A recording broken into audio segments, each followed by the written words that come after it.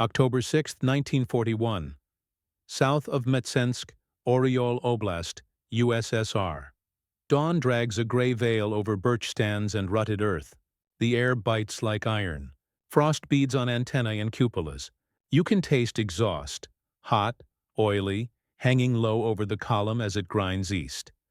Panzer 38's with their trim riveted hulls.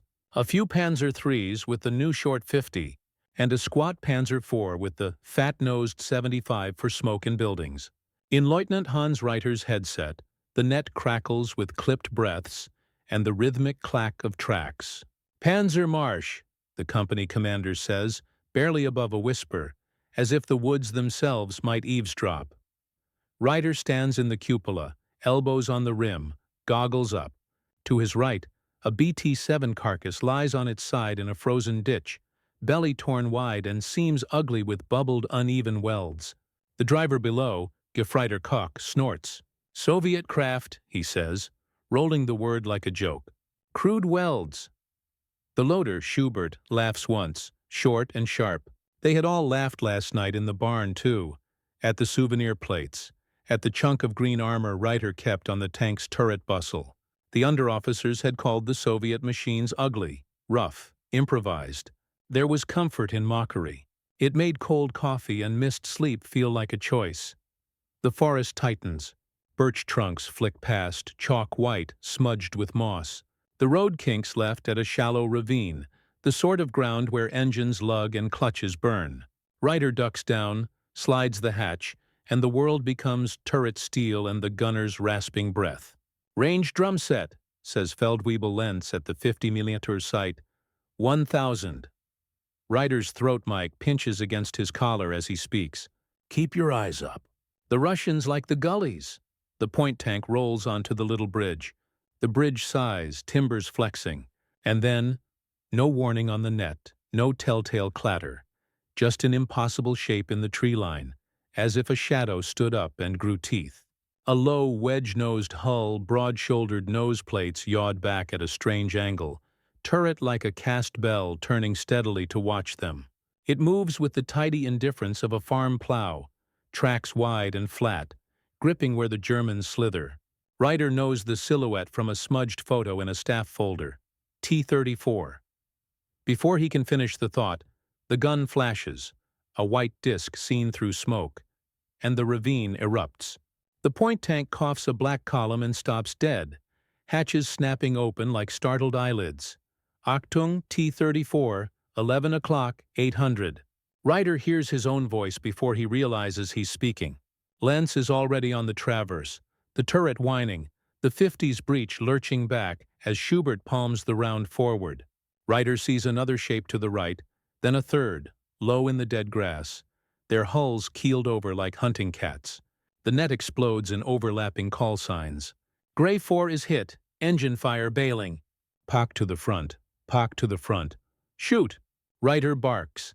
The 50 cracks, metallic and mean, and the tank quivers along its spine. Reiter rides the recoil with his teeth clenched and watches the impact through a sliver of periscope. The round strikes the T-34's upper glacis with a spark that looks small, embarrassed. It doesn't bite. It doesn't even chip. It skates up the slope like rain on slate and vanishes into the trees.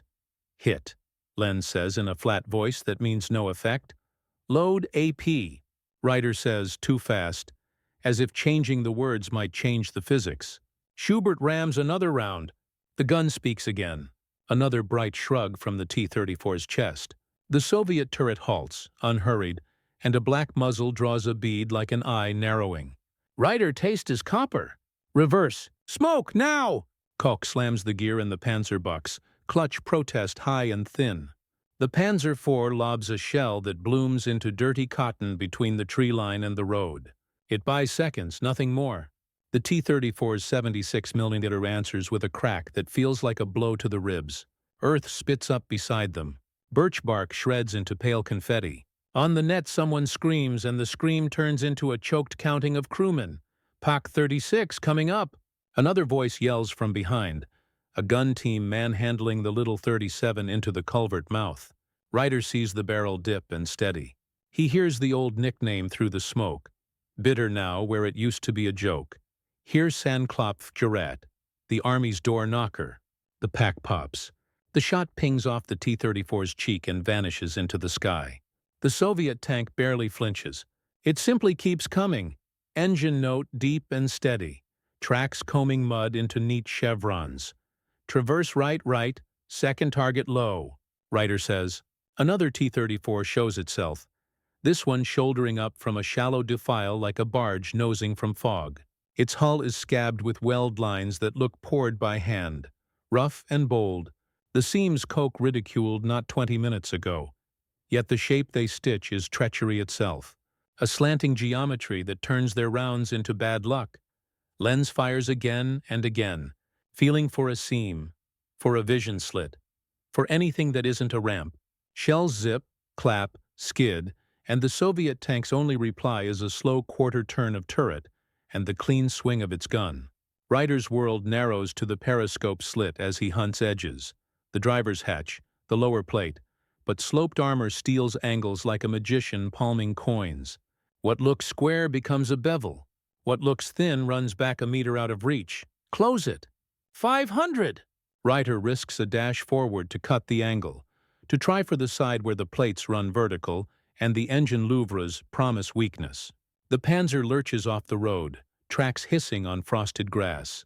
The wide-hipped Russian slews to match, gears whining, weight swinging with the casual certainty of a heavy door.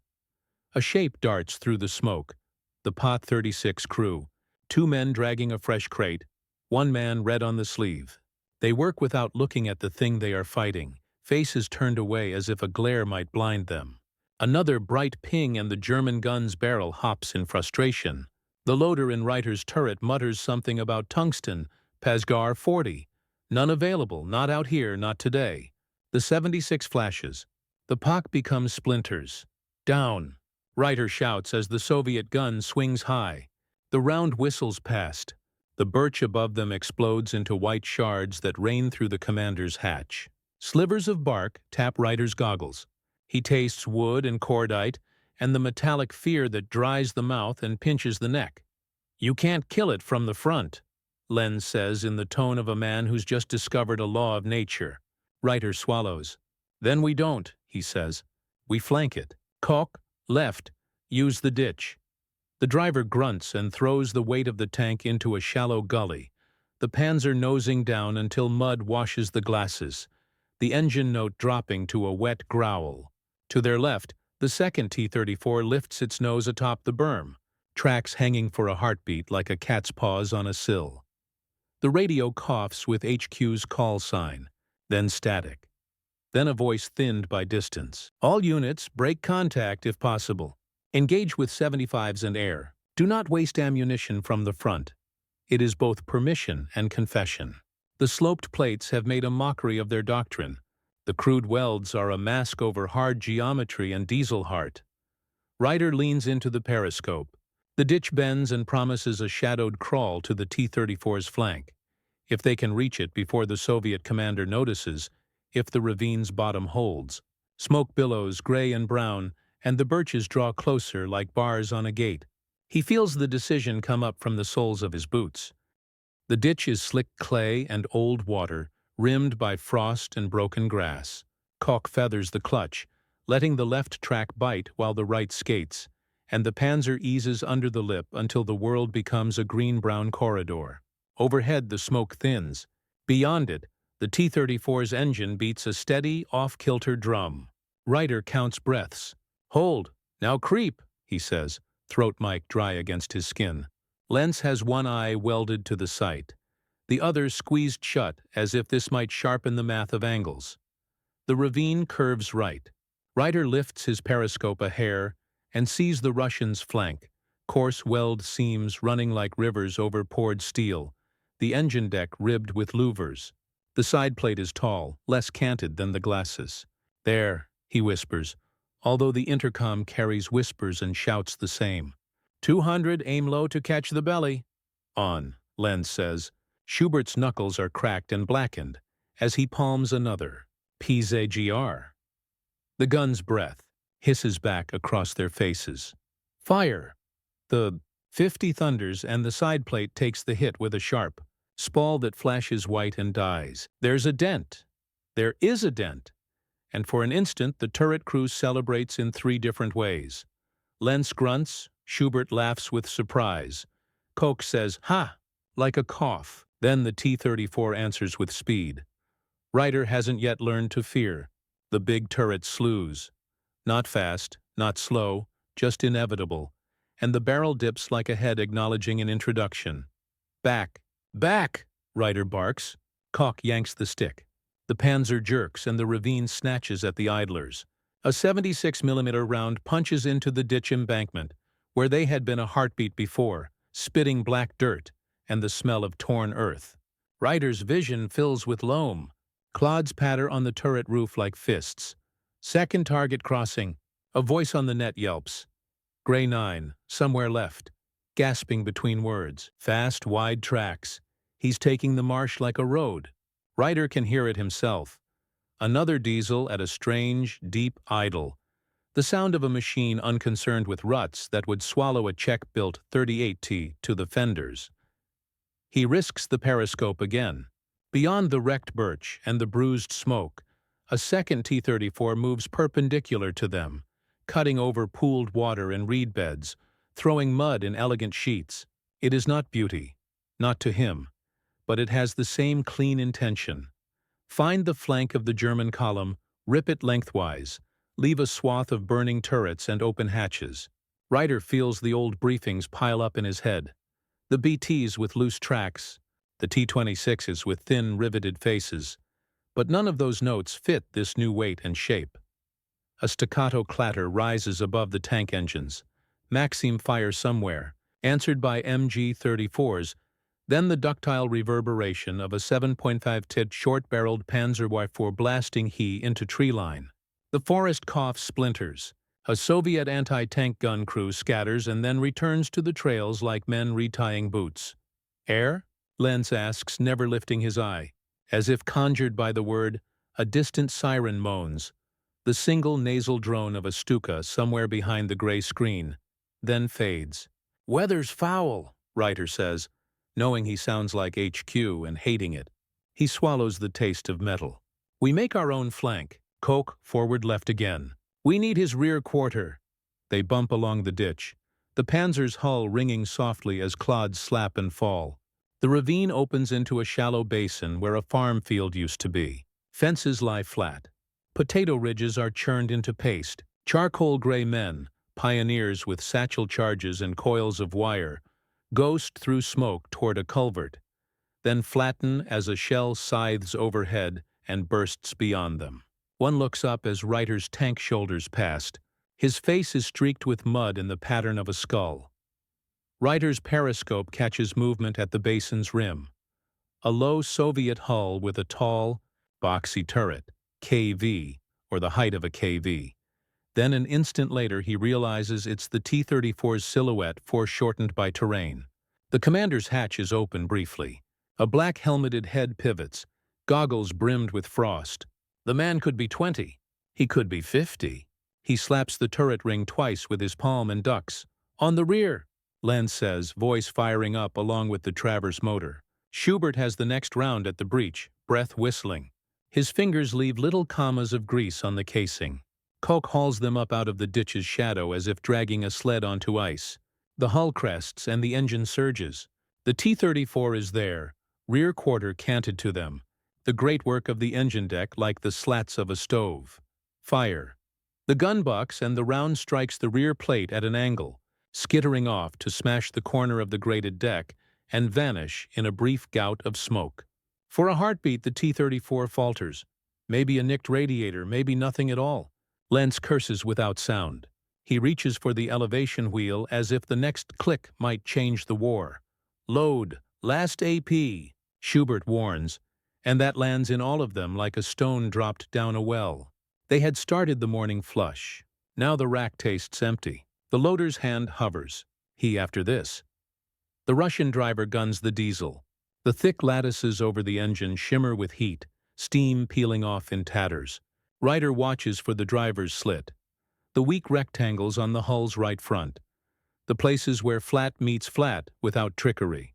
But the Soviet commander is already turning away, choosing not to stand and trade. He slides behind a curtain of young pines and is gone, leaving only that fat, angry engine note fading like a taunt.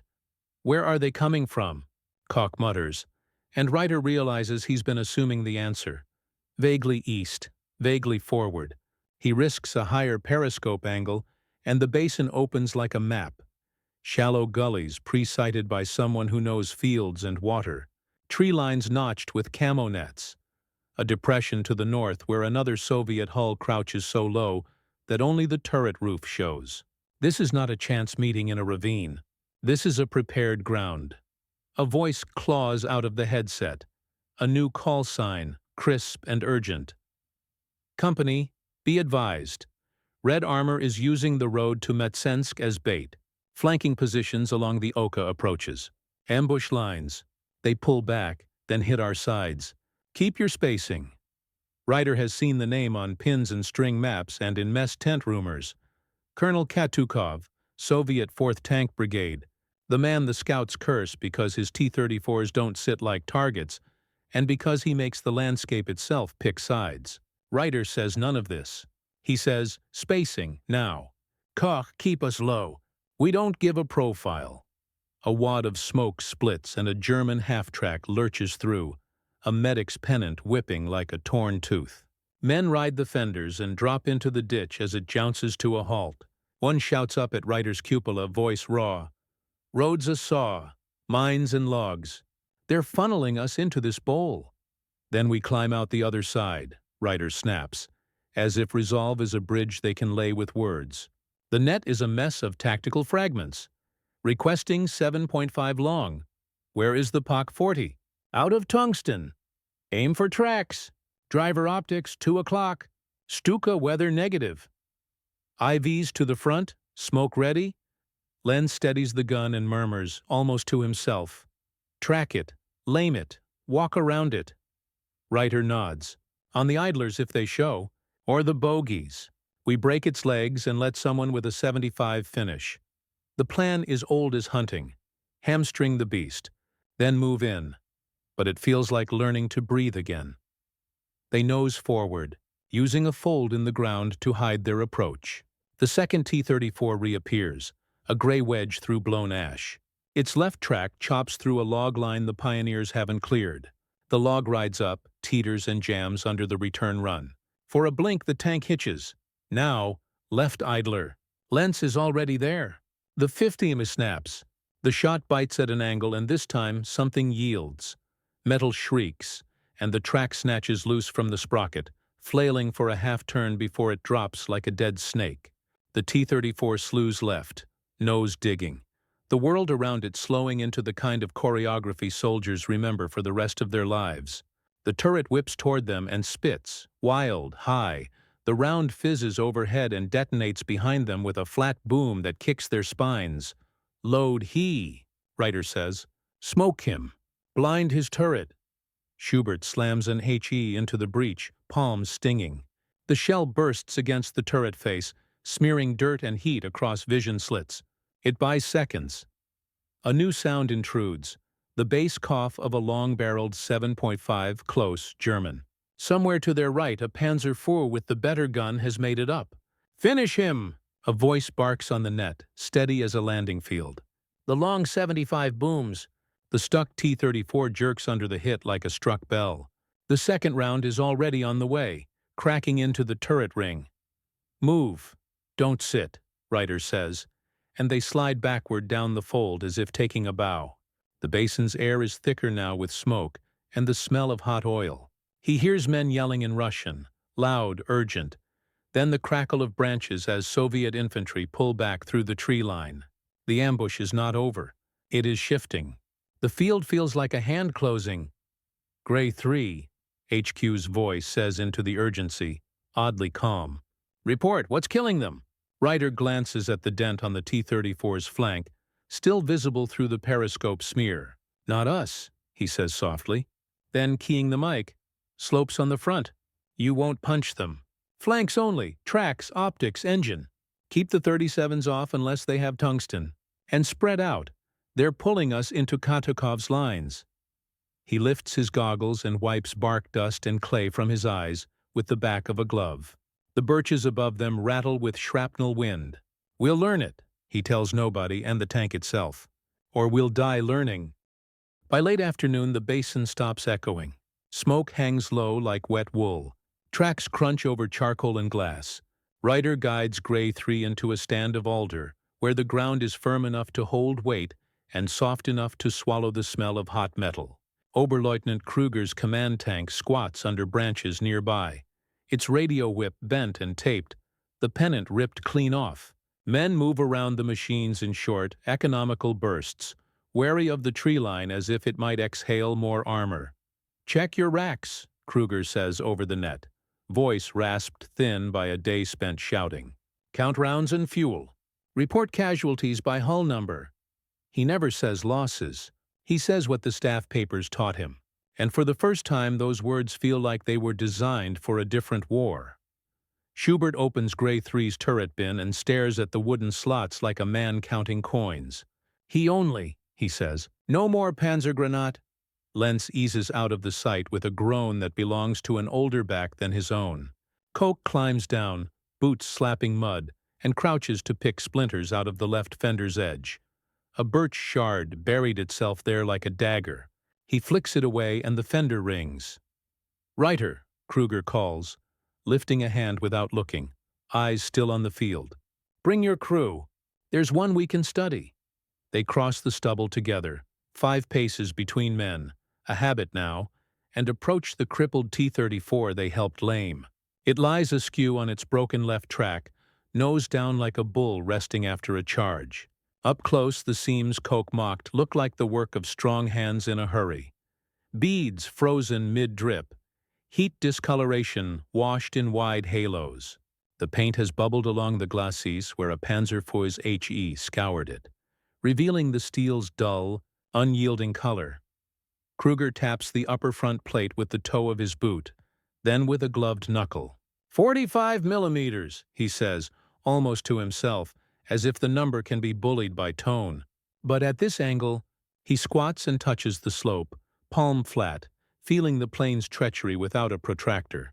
"You turn 45 into much more." He stands, eyes narrowing on the driver's hatch. They hide their thin spots the way a butcher hides a bad cut under fat. Lenz runs his fingers over their own 50mm splash mark on the side plate, where the steel is puckered and cold. "We made it think," he murmurs. "We didn't make it bleed."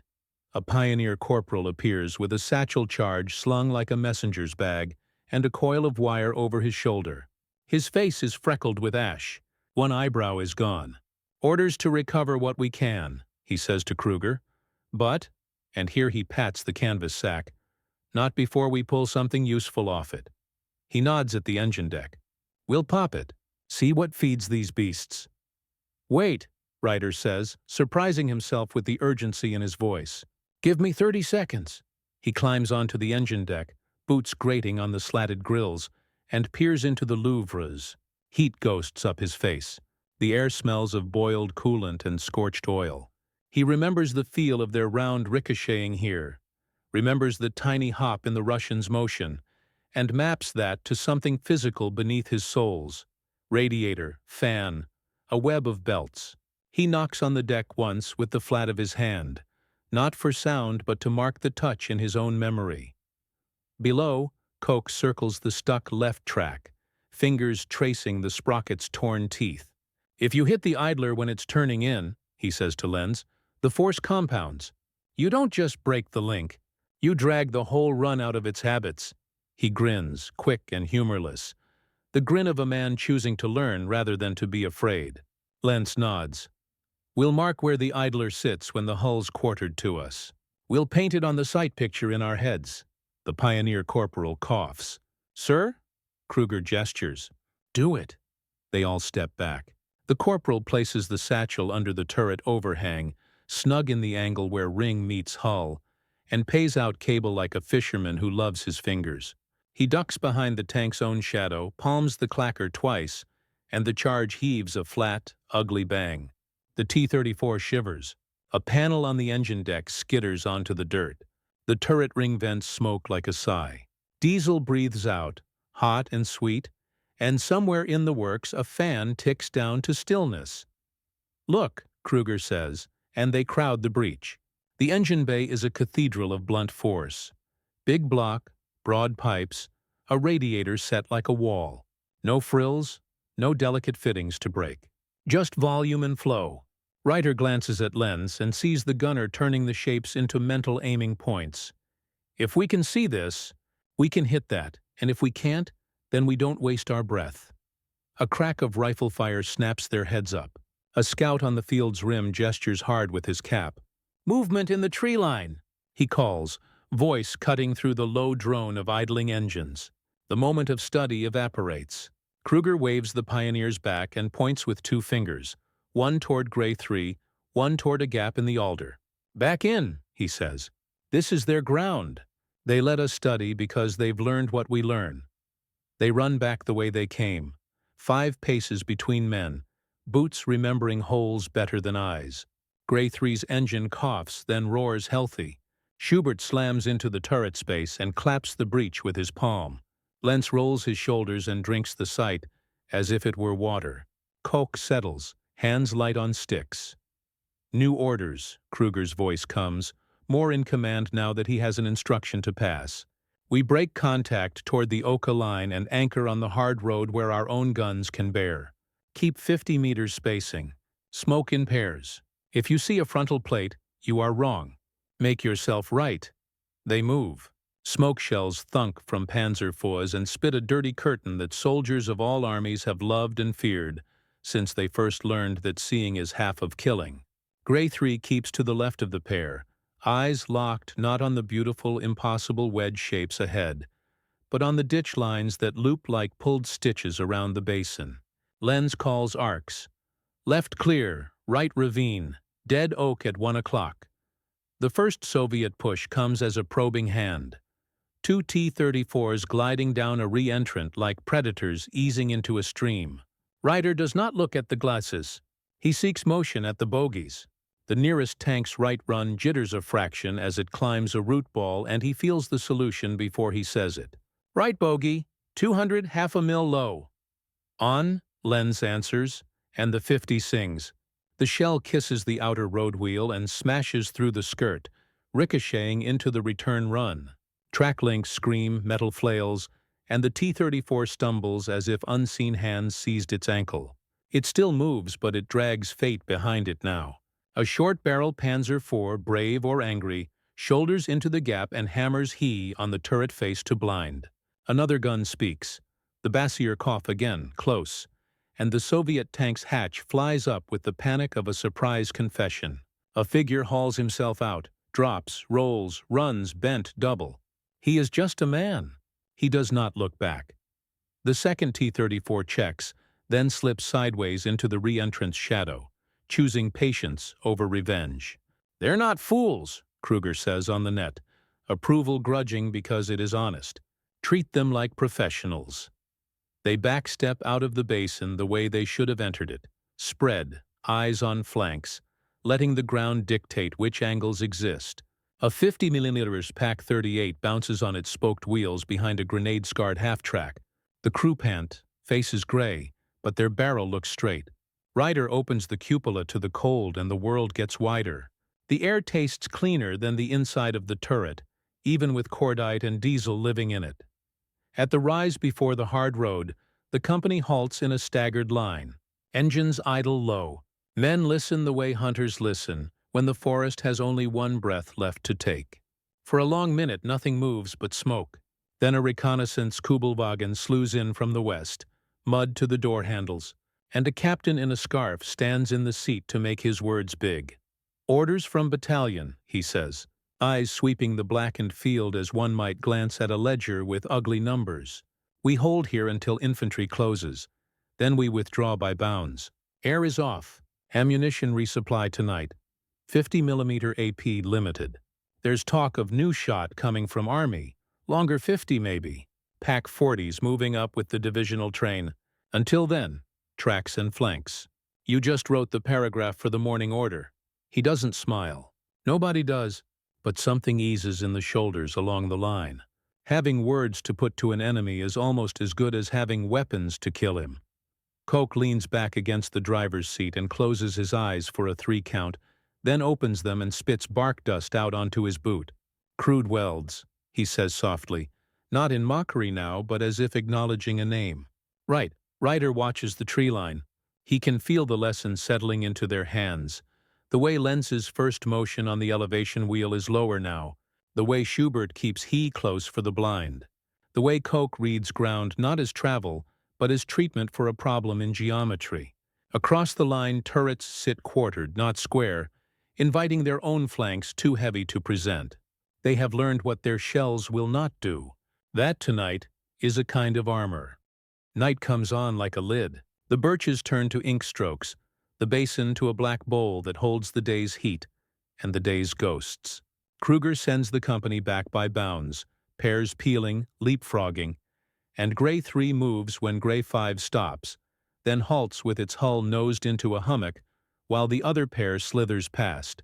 The hard road to the Oka feels like salvation under the tracks, compacted gravel that answers with a clean, certain crunch instead of the wet sigh of clay.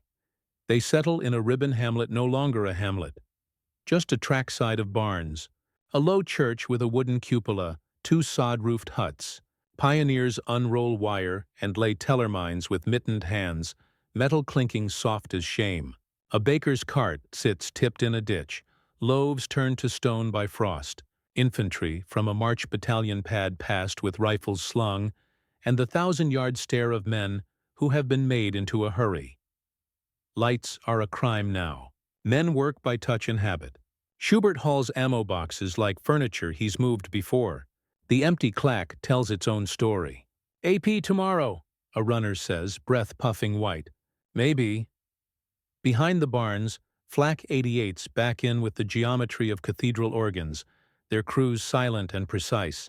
A Hauptmann with a lantern pinched to a slit directs one gun's trail feet onto chalk marks as if setting an altar. "Traverse arc 270 to 35, he murmurs, and the cannon's long barrel swings up into the black where it becomes a slice of colder dark.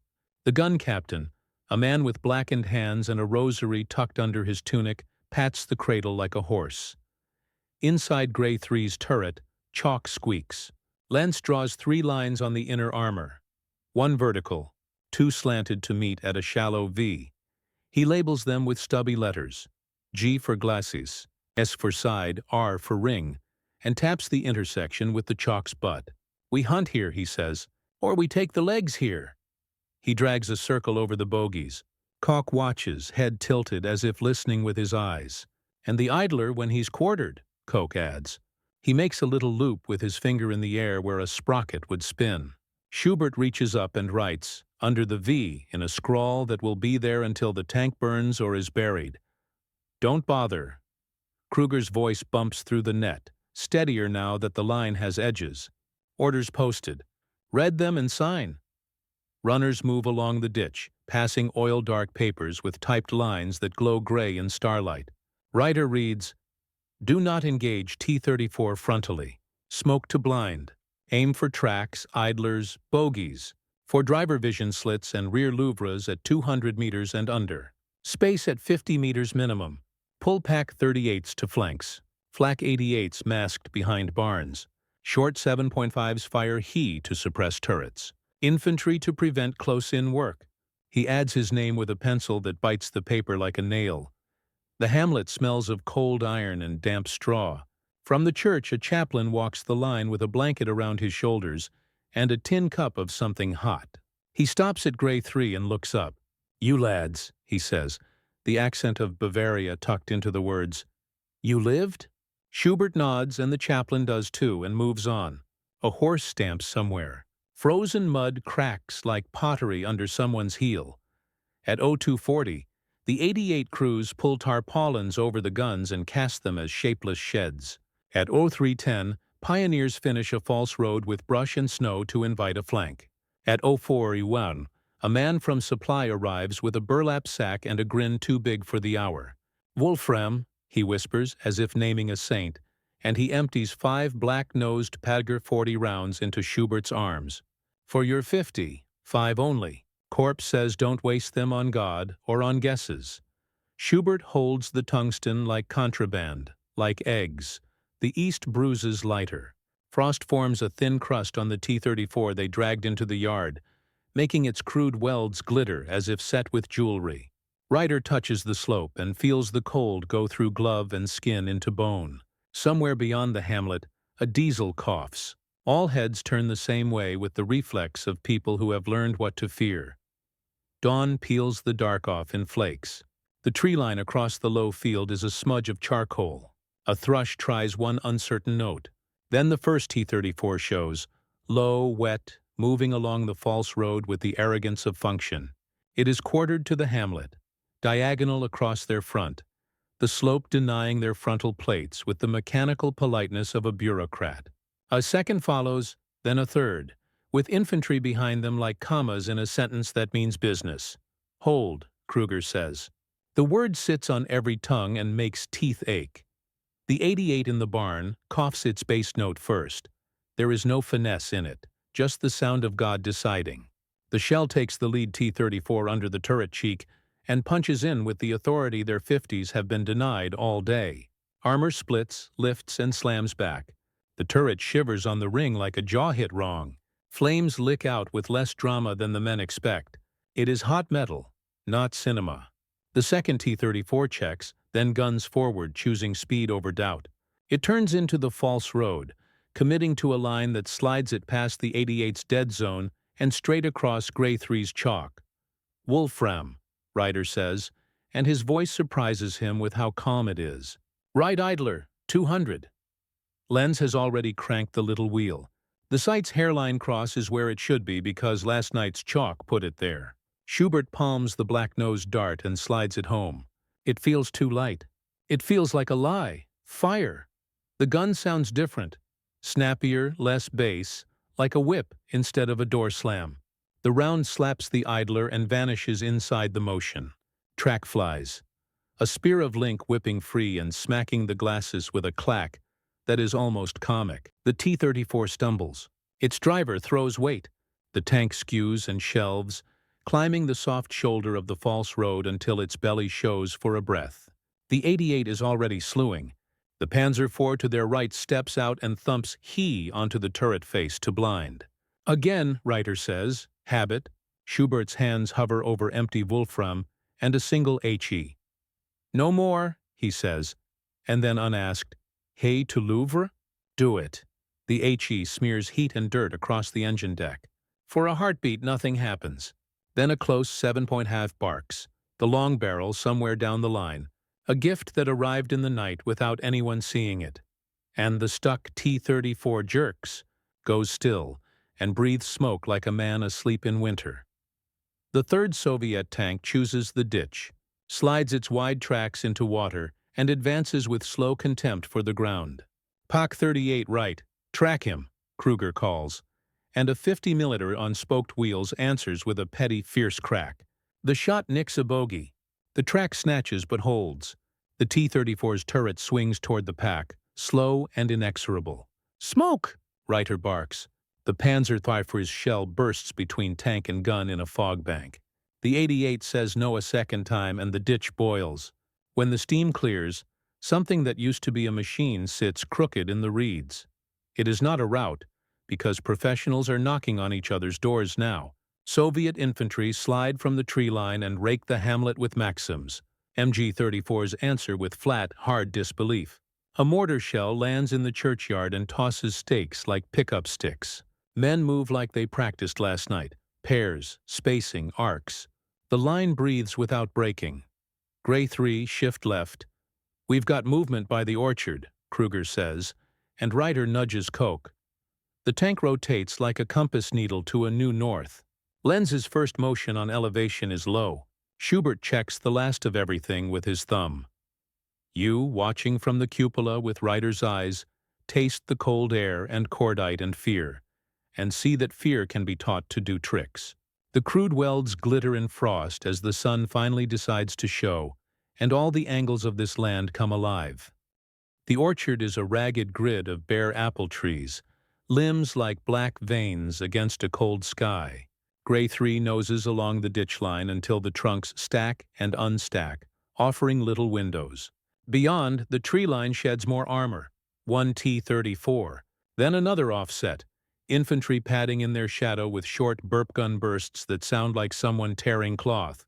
"Quarter him," Ryder says, and Koch feathers the left tiller to cant the hull. Lenz breathes with the traverse. The turret's whine is a slow saw. Schubert's hand hovers over the last he and a brace of smoke. No more Wolfram. His thumb worrying the rim of a casing until the brass squeaks. The lead T-34 breaks the tree line at an angle, nose scything through saplings, left track hissing as it chews a toppled fence. 200 right idler, Lenz calls before Ryder can. The 50 barks. The shot spatters and skips, too shallow. The Russian driver feels it and kicks the machine forward, stealing their angle. Ryder tastes old fear and newer learning. "Bogies instead," he says. "Half mil down." The second round bites the outer road wheel. The track stutters a beat and recovers, but the tank's tempo is wrong now. A dancer off the music. A Panzer IV to their right, short 7.5, thumps he onto the turret face to blind. From the barn's mouth, an 88 coughs again, patient and mean. Not at this pair, but at a third T-34 further back that thought its distance was a virtue. The long shell makes a neat, ugly problem at the turret cheek. The tank slows as if remembering something important it meant to do, and has now done. Left flank, infantry. Schubert yells, voice slicing higher. Men in quilted jackets sprint along the orchard's fringe, hugging trunks, some with AT rifles slung, one shouldering a satchel charge like a baker's bag. "Gunner's gifts," Lenz mutters and slews the coax. The MG-34 hammers and crisp lines of bark leap from trunks, snowed chips. Then men go flat and rethink courage. "Pak 38, by the pump." Kruger's voice cracks across the net. A 50mm on spoked wheels sits spider-like beside a stone well. Its crew jackknife it around and take the minute shot the orchard gives. The crack is small but fierce. The round shears a link. The T-34 throws a shoe and lurches, track flailing like anger. "Smoke!" Ryder orders, and a short 7.5 obeys, building a gray wall that buys everyone 10 seconds they will not have to pay back. A shape looms left, too near. Another T-34 has knifed down a drainage ditch, clever as a fox. Its turret is already looking at the POC crew by the pump, as if picking a tooth. "Driver, hard left, hull down!" Ryder snaps. Koch dumps them into a shallow borrow pit. Mud slaps the glasses and climbs to the bottom of the sight. Lenz fights the elevation wheel with the stubbornness of a man turning back a tide. The Russian fires. The wellhead disintegrates, water leaping like a body. The pack gun chief staggers backward with his hands to his ears, then crawls toward his crew without checking if the rest of him is still attached. He is. "Idler, close as it gets," Ryder says, and the 50 barks a third time. The shot goes in tight and mean, and this time it finds whatever makes motion behave. The idler screams and spits bolts. The track coughs off in a ragged garland. The T-34 stops moving forward and starts moving only in place, a bull on a stake. Its turret swings toward Gray 3 now, annoyed. "Back," Ryder says, and Koch eases them out. Not fast. Fast is panic, but with a smoothness that looks like talent and is really drilled patience. Across the lane, the Barn 88 shifts on its trails like a cat. The barrel glistens with frost and breath. "On," the gun captain murmurs, and the heavy shell goes, lower this time at the ring. The T-34 jerks, coughs, and fills with a smoke that looks too ordinary to be deadly. The orchard fight pauses, both sides counting. "Ammo?" Ryder asks. Schubert taps empties. 2 she, 4 smoke. "MG belts, half a box." The math lands in his gut like cold bread. "We're leaving," Kruger says on the net, as if he heard the tally through Ryder's bones. "Bound back to Oka Bridgehead. Bak 3s limber. 88's last. Pioneers blow the false road. We do not stay for glory." They peel away by habit now, the habit of people who want a future. Gray 3 backs off the orchard, sides scraping young trunks with a squeal like bad violin. Infantry and Feldgrau jog in tuck and pause, matching the tank's rhythm so they never quite become a solid target. A messenger on a motorcycle ghosts past with his shoulders crouched against bullets that haven't been assigned his name yet. At the hamlet's edge, a horse team balks at an 88's weight. The driver croons and slaps the traces.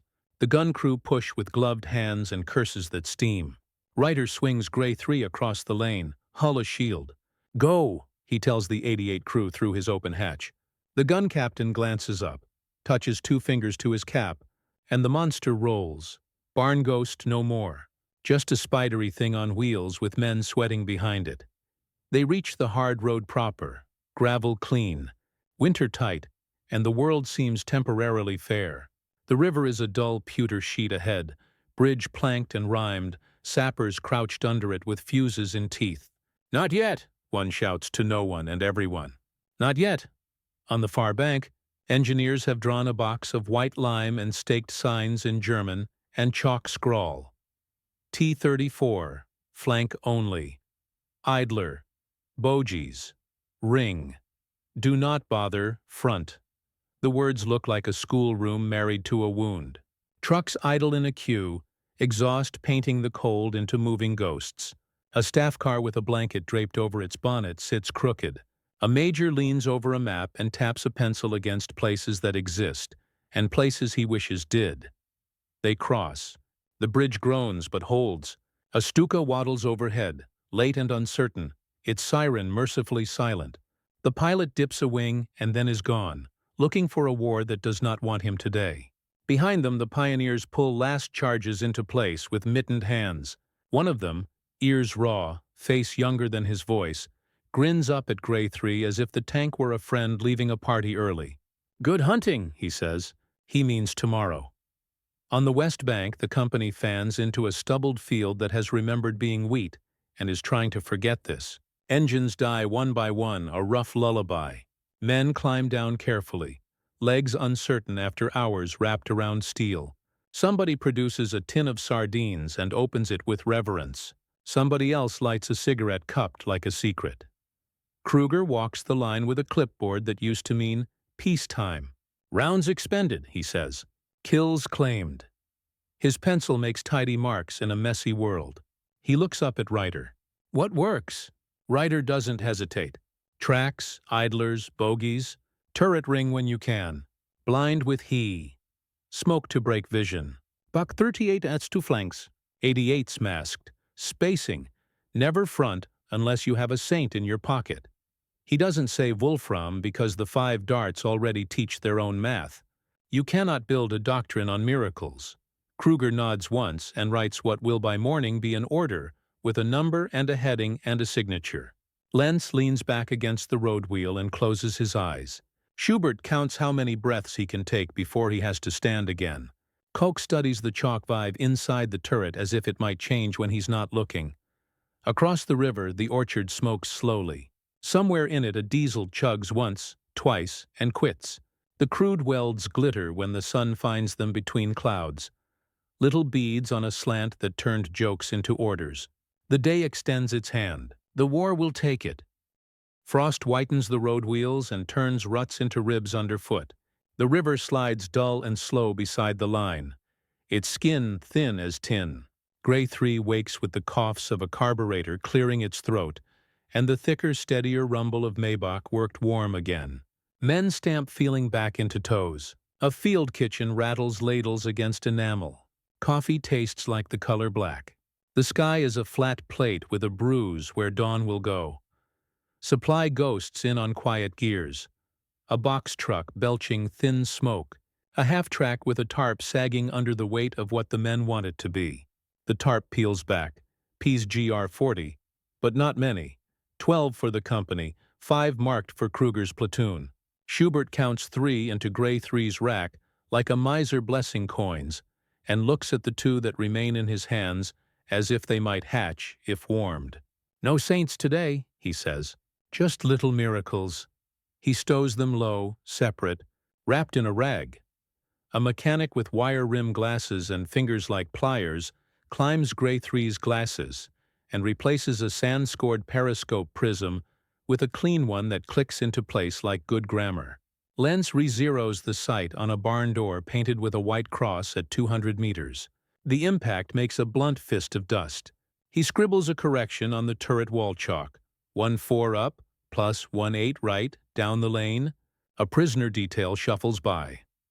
3 Soviet tankers at the center of a ring of gray coats.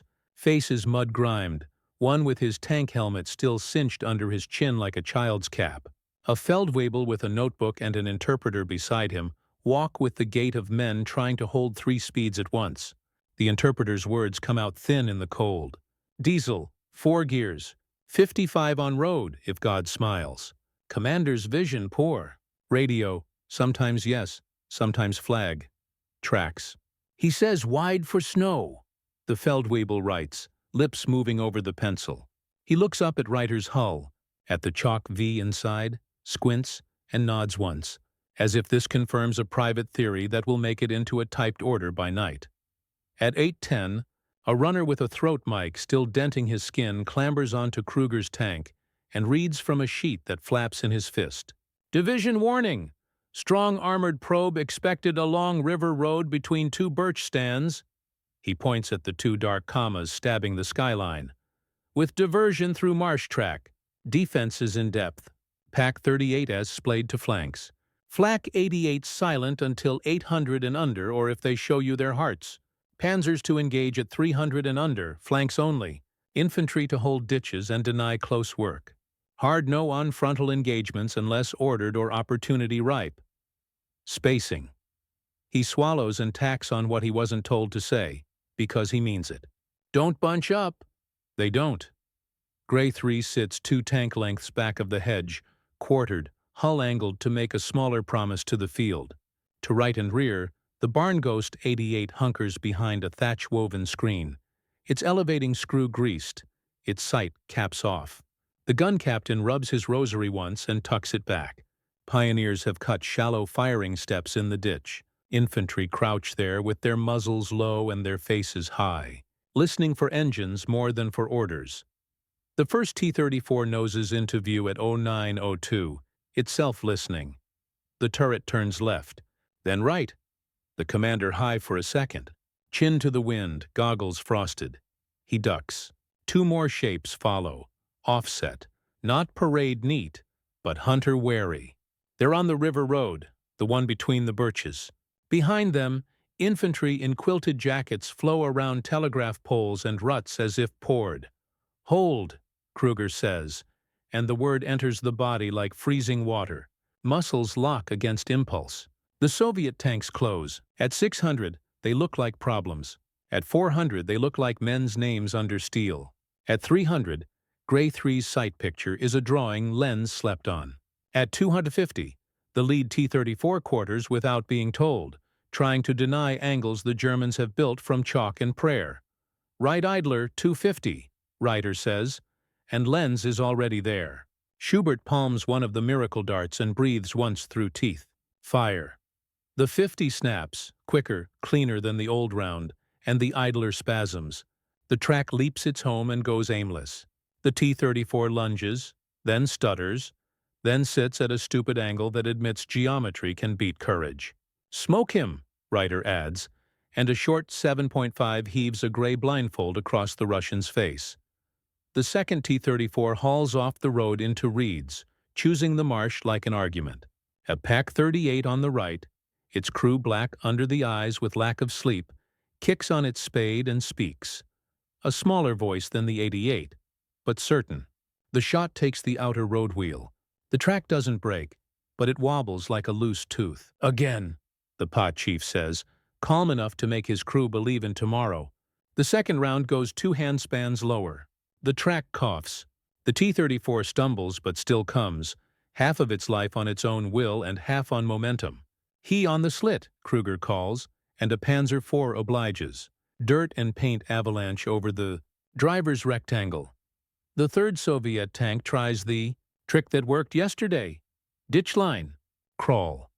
But the ditch is wired now and salted with teller mines, turned on their sides like plates. The T-34's left run mashes a mine. It doesn't blow the world open, but it smacks a bogey off its pin and throws the rhythm out of the tank's body. "Ring at 200, the 88's captain says, voice as unremarkable as a foreman's. The big gun barks. The T-34's turret shivers, tips a degree, then stops wanting to be a turret. The crew pile out as if shooed by a mother late for church, run bent, and find the ditch shallow and the air thick with thinking. Russian infantry flood forward when the tanks slow, because that is the page their book opens to next. Maxims chatter short bursts. A DP-27's pan flashes as if set with mirrors. The MG-34's answer with their hard, even saw. A mortar pops behind the hedge.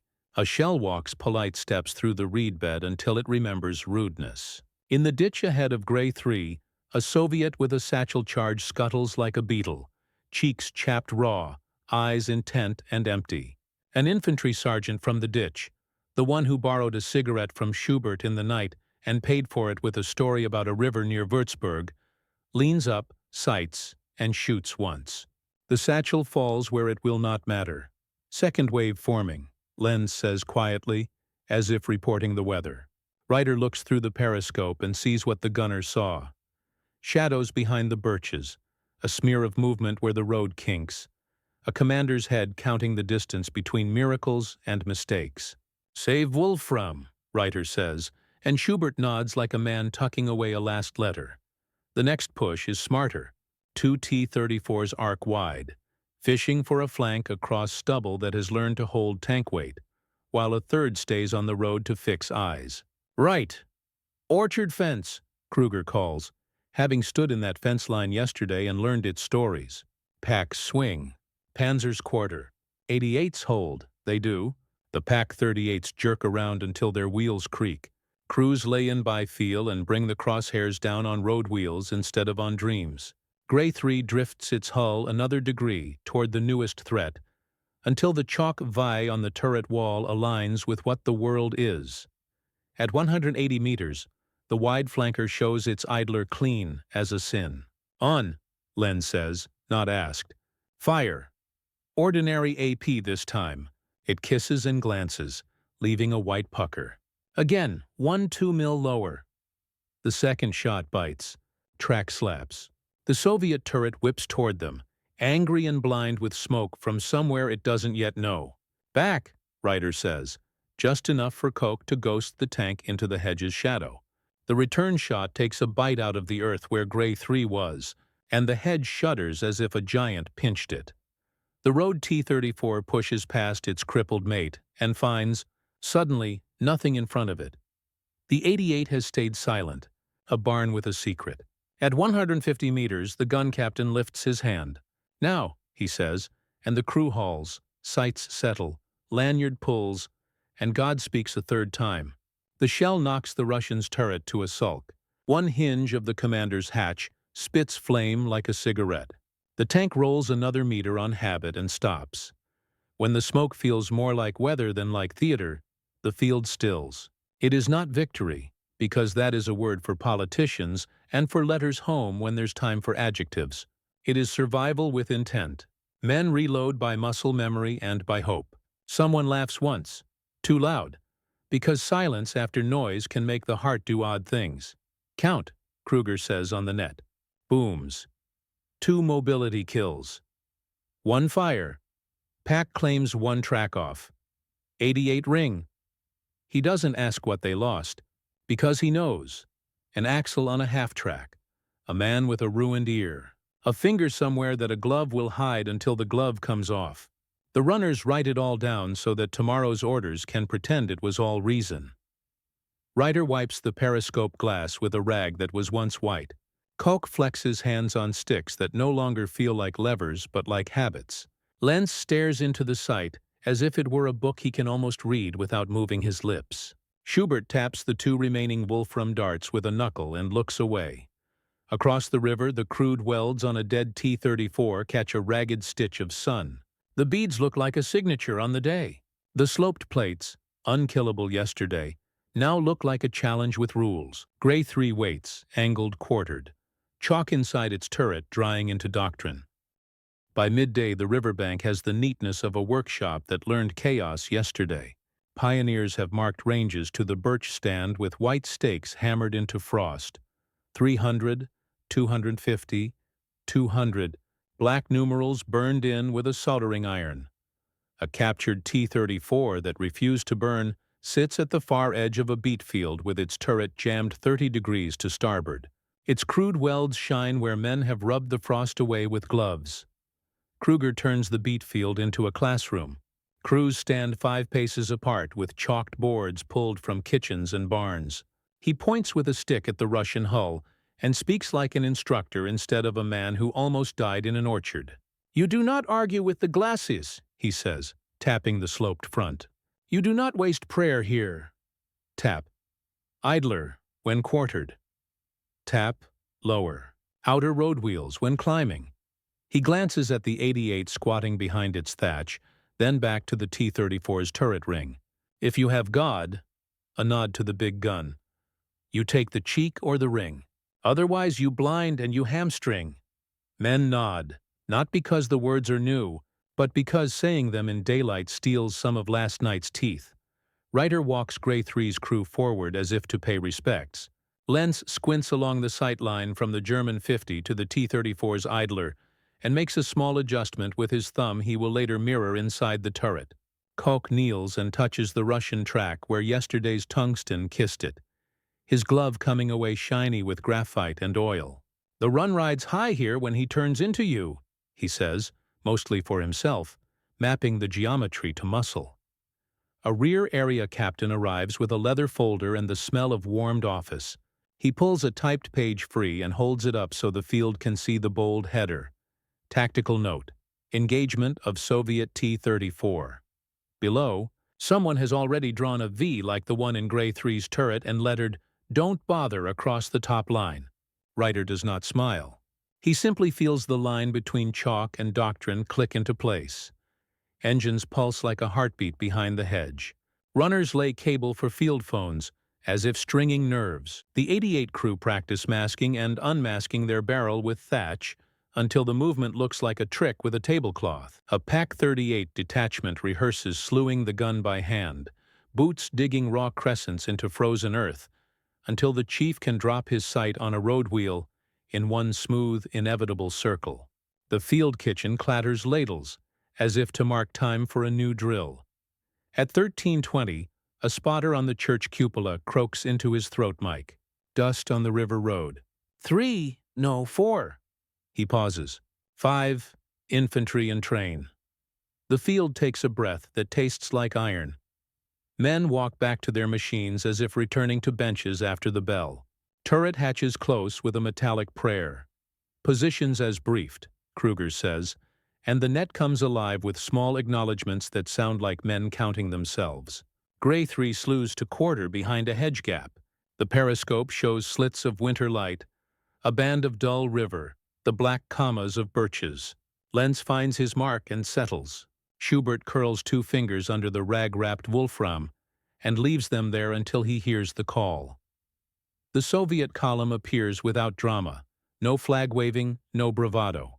Tanks low and deliberate. Infantry hanging on their shoulders like determined shadows. The lead T-34 finds the false road that isn't false anymore and ignores it. The second drifts left, hunting grasses. The third hesitates just long enough to reveal the command. Ryder can feel the thought being thought on the other side of the river. Yesterday was expensive. Today we spend differently. "Hold," Kruger says, again the bad cold water in every muscle. 200 meters compressed to a tunnel made of breath and noise. At 250, a DP-27 chatters from somewhere unseen, and a bullet zings across Gray 3's cupola with a noise like an angry bee. At 220, a mortar shell walks a measured cadence across the reed bed and then missteps into the river. Hissing. "Road leader. Right idler, 200, Ryder says, as much to calm his own mouth as to fire a gun. "On," Lenz answers, a ritual now. "Wolfram," Ryder adds, and Schubert slides the black-nosed dart home with the tenderness of a last thing. "Fire!" The hit is a punctuation mark, not a shout. The idler coughs metal. The track catches its own ankle and throws itself. The T-34 slews across the road and stops with its belly quartered, exactly the way the chalk said it would. The 88 stays quiet. The Panzer IV to Gray III's right steps out, lays a blindfold of he across the turret face, and steps back in as if a teacher had spotted him at the blackboard. The second Soviet tank pushes wide where yesterday's orchard taught it to fear hedges. It catches the 300 stake with its return run and drags it in sparks for 20 meters. "Right bogies, 180 half down," Lenz says before Ryder can, the voice of a man reading out of a book he wrote with his hands. Ordinary AP snicks the road wheel and bounces into the underrun. The track holds, then slurs, then pulses wrong. Again. The second shot takes, and the T-34 slows into the kind of motion that chooses where to die. Left. Ditch line. Caulk snaps, and Gray III's hull shifts as if disagreeing with gravity. A third Russian hull glides into the wet ribbon like a barge. The Pak-38 on the flank is already swinging, crew chief's hand a metronome. Crack. The hit is a white chip on a bogey. Crack. A link skips and then obeys physics instead of hope. The T-34 snarls in place, turret beginning to turn toward the Pak, the way a lighthouse might turn toward a ship. "Smoke," Ryder says, and the IV obliges again, building a wall where a friend needs one. The 88 comes alive without warning because the world finally fits its rules. A heavy breath out and a ring hit that looks like a man pinching a candle flame. The ditchline T-34 exhales once, then learns stillness. Soviet infantry flood the ditches because the book tells them tanks are not friends who can be depended on forever. Maxims write rough holes in the hedge. MG-34's reply with calligraphy. A figure appears at 30 meters with a bottle that glitters amber in the dull light. He cocks his arm and then his body folds under a rifle shot from the ditch that sounds small and honest. "Rightward pair. Bound back one field," Kruger orders. "Leftward pair. Cover." The company moves like geese trading air at altitude, one element taking the resistance while the other slides into new lift. Gray III idles backward until the hedge fills the periscope with black twig. A runner skids in the mud, slaps a palm on the hull and shouts up, "Message to all troops. Long 5.0 cm arriving tonight by the East Road. Pak-40s coming behind the divisional train. Weather fair tomorrow. Air requests at dawn." He grins the grin of a man who has seen a manifest and decided to believe it. Ryder doesn't look at the runner.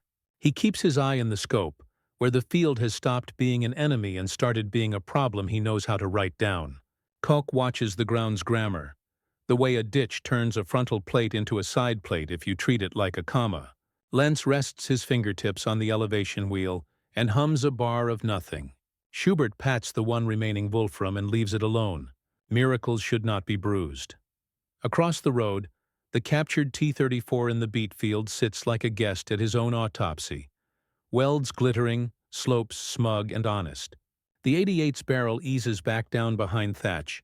The Pak-38 crew chief claps a hand on his gun's shield like a man thanking a stubborn mule. The chalk inside Gray III dries into something that will survive a rain. "Hold the line. Teach the line. Move by bounds," Kruger says, and it is not poetry, but everyone remembers it anyway. October 9th, 1941. The Oka bends like a dull knife under a sky the color of old zinc. The air smells of thawed mud and hot brake linings. Rasputitsa has arrived. Not fully, not the drowning kind, but enough to turn fields into slow, sucking hands. Gray III idles behind the hedge with her hull canted, quartered to an enemy that has learned them as quickly as they have learned it. The birch stand where the stakes read 300 and 200 now holds crows, and the patient silence of ground that has taken its fill. "Stand down to yellow," Kruger says on the net, and the company's breath loosens a notch. Infantry peel from the ditch like men climbing out of a cold bath. A FlaK crewman pulls his rosary from under his tunic, kisses it once, and tucks it back with the motion of a man who has decided to keep believing until the paper says, "Stop." A half-track noses in from the East Road with a new smell under the canvas. Preservative oil and packing straw. Two crates come off in slow, reverent choreography. One opens on long-necked 5.0 cm rounds, steel jackets etched with L60, black noses glistening like beetle backs. The other holds manuals that are almost insults after the last 2 days. Mimeographed sheets with diagrams of the T34's idler, bogies and ring. The same V someone drew in chalk inside Gray 3 now printed in ink, that will not wash in rain.